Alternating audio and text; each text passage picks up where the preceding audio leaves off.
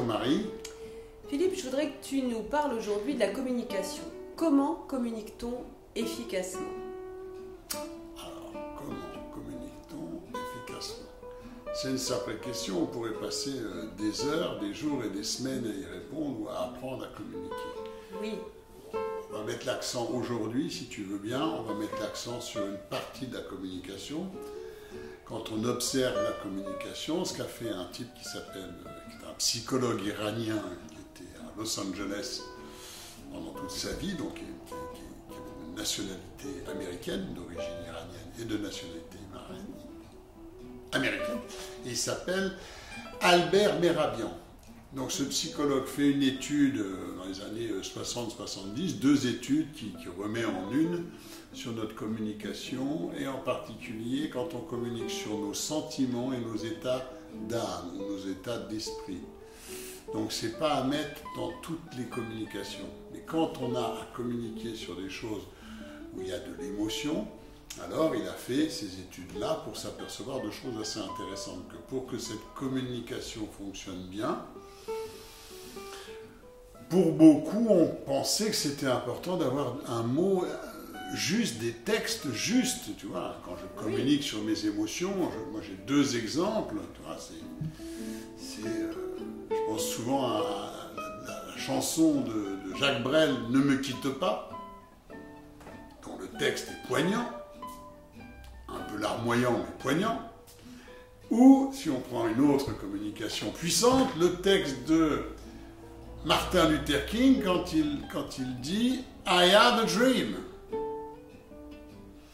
Et là, on est vraiment dans des cas de communication où je vais communiquer sur mon ressenti, sur mes émotions, et j'ai besoin de les faire percevoir aux gens qui les entendent. Alors les mots sont importants quand même, là, Philippe, dans ces deux textes que tu C'est ce que croit monsieur et madame tout le monde. Oui. Ouais, c'est-à-dire que quand on pose la question, nous, Marie, on a des résultats qui vont souvent entre 50 et 80%.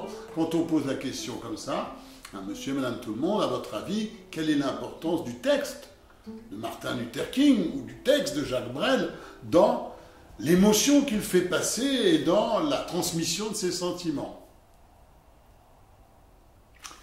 L'étude est étonnante parce qu'on va s'apercevoir que c'est 7% pour les mots.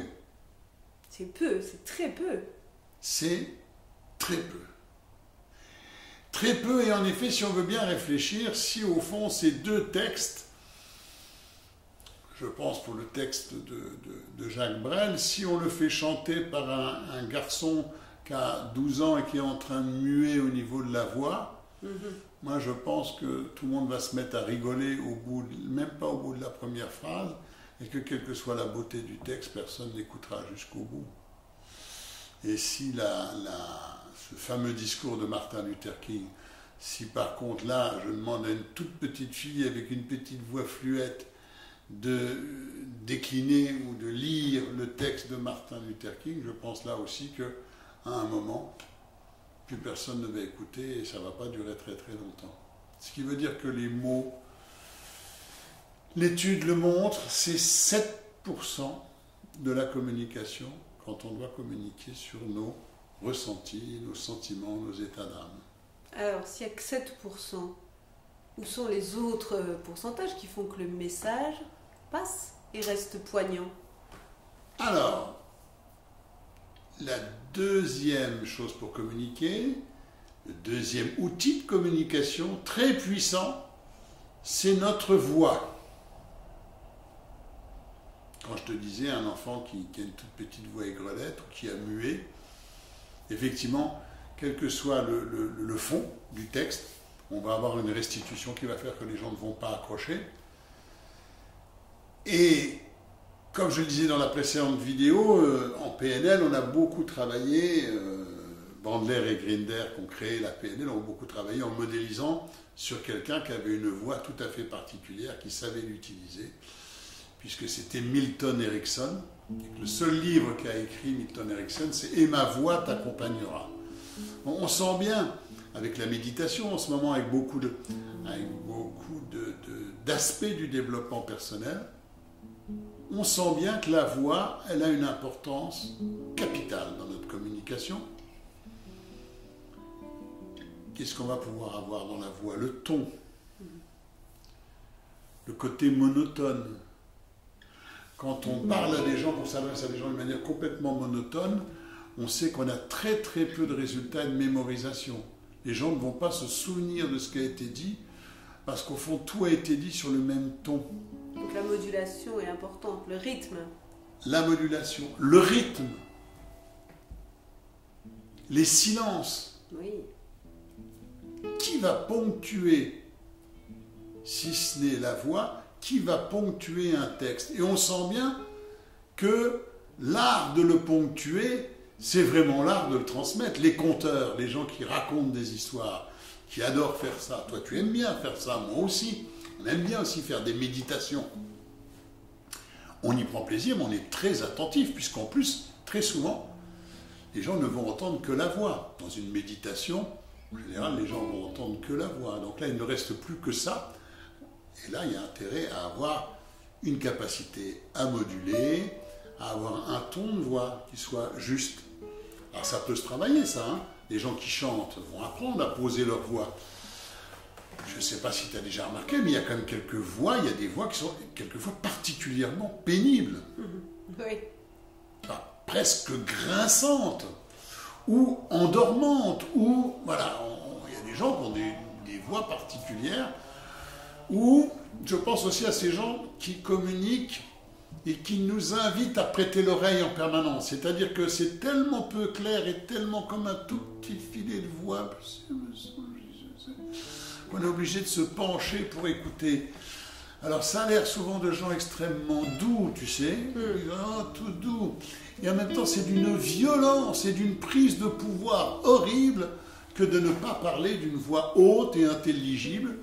Du coup, tu obliges, tu prends les gens en otage et tu les obliges à tendre l'oreille, sinon ils ne vont rien comprendre de ce que tu leur dis.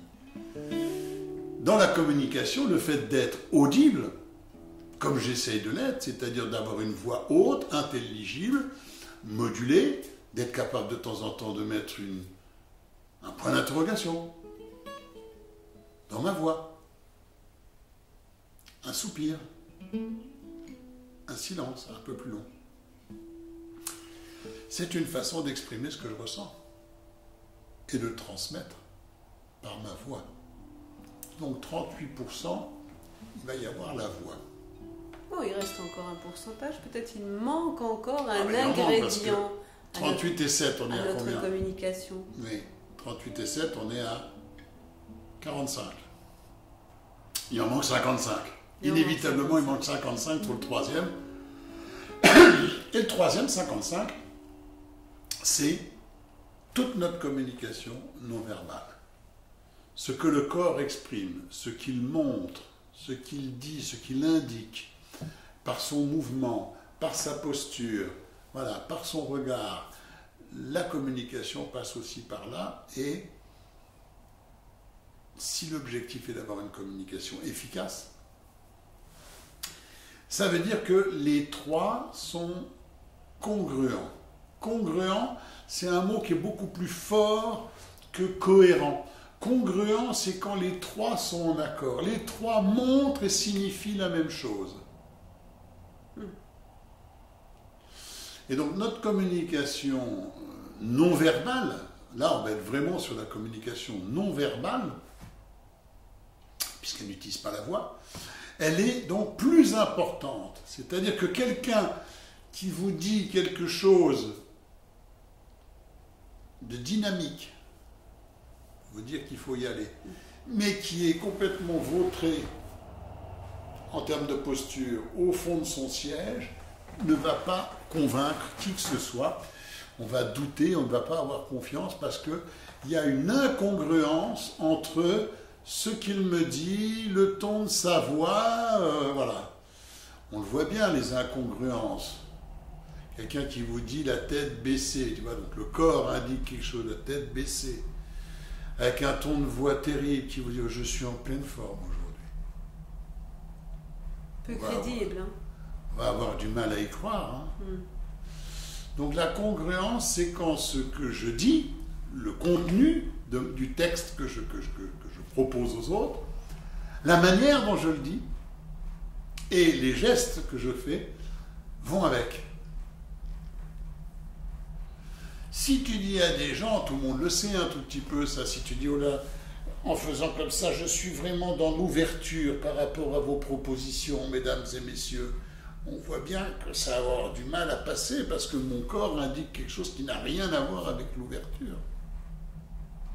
Donc ça nous invite aussi à ouvrir toute notre sensorialité, non seulement à écouter, mais aussi à regarder. En plus que, et ça on le verra aussi, se laisser sentir aussi, est-ce que j'ai confiance. Mais au fond, c'est ça, c'est dans cette congruence que je vais pouvoir me laisser écouter vraiment et avoir confiance aussi dans ce qui m'est dit.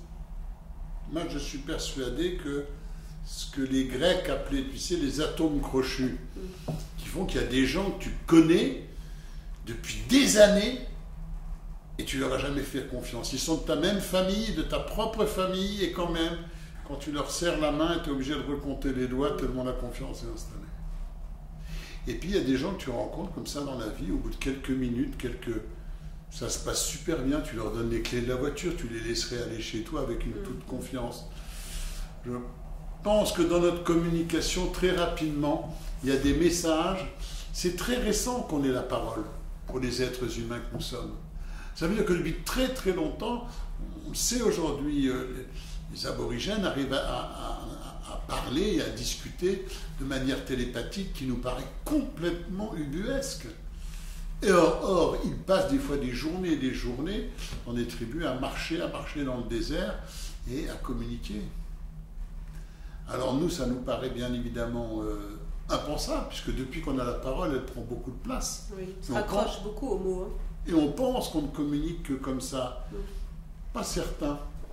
À savoir aussi que, pour terminer là-dessus sur notre communication, notre cerveau reptilien, le plus ancien, celui donc qui est le plus archaïque, le plus en lien avec notre côté animal, et celui-là, il reste encore très très présent, il a 400 millions d'années, mais il reste très très très présent, celui-là, dans notre façon de réagir. Quand on rentre dans un espace, on va mettre mais alors vraiment moins d'une demi-seconde, pour trier les hommes et les femmes qui sont là. C'est extrêmement rapide. Notre cerveau reptilien, c'est le cerveau de la peur, de la colère, de la tristesse, de la joie. C'est vraiment le plus ancien cerveau qu'on ait à notre disposition. Et bien celui-là, il va mettre très très peu de temps pour trier en même temps de qui je dois me méfier, de qui je dois avoir peur, avec qui j'ai confiance ou pas confiance. Tu vois bien que là, c'est rapide, Le scan, il est fait rapidement. Voilà, avec qui je dois faire attention. Deuxième chose, avec qui je peux faire alliance. Et ça, c'était important, quand on était dans la nature. Avec qui je peux faire alliance. Et troisième chose qui va trier extrêmement rapidement, avec qui je pourrais croiser mon patrimoine génétique pour améliorer la race.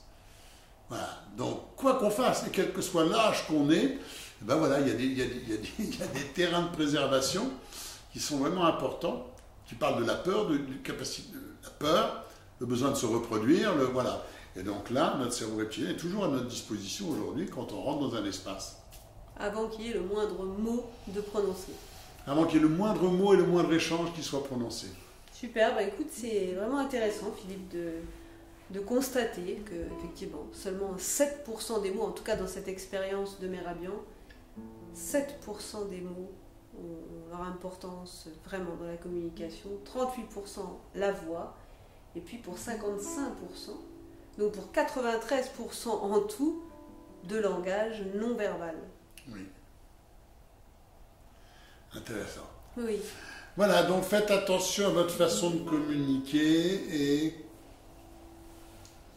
le mot que vous devez retenir, qui est un mot un peu barbare, qu'on n'a pas dans le quotidien, un mot de vocabulaire un peu particulier, c'est ce mot de congruence. Voilà. Quand tout est en accord, alors là, on a une pleine communication. Vous voyez, si je vous dis que je suis content, vraiment, vraiment content de faire ces vidéos et que ça ne se voit pas et que ça ne s'entend pas dans ma voix avec l'énergie que j'y mets ou avec le sourire que je vous donne, alors vous pouvez douter, bien évidemment. Donc vous ferez comme vous voudrez, vous pourrez douter si vous le voulez. Voilà, je vous embrasse toutes et tous et je vous dis à très bientôt pour une vraiment belle communication pleine et entière. Et efficace. Bonne journée Philippe. Merci, bonne journée à toi aussi Marie. À bientôt.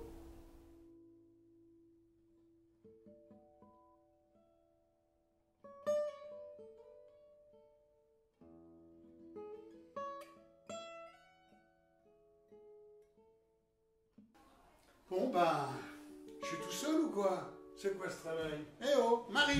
Hey, ah, viens Marie! mais oui, je suis Viens. là. Qui d'autre? Bonjour. Voilà. Camille!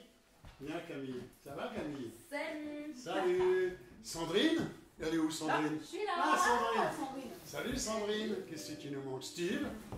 Salut. Salut Steve! Salut, Steve. Ça va? Ça va. Et puis, ben, il nous manque le photographe, Oui, je le crois. vidéaste célèbre. Ludique. Salut Luciano! Hello. Salut! Vous êtes prêts pour la photo? Oui! Oui. Souriez!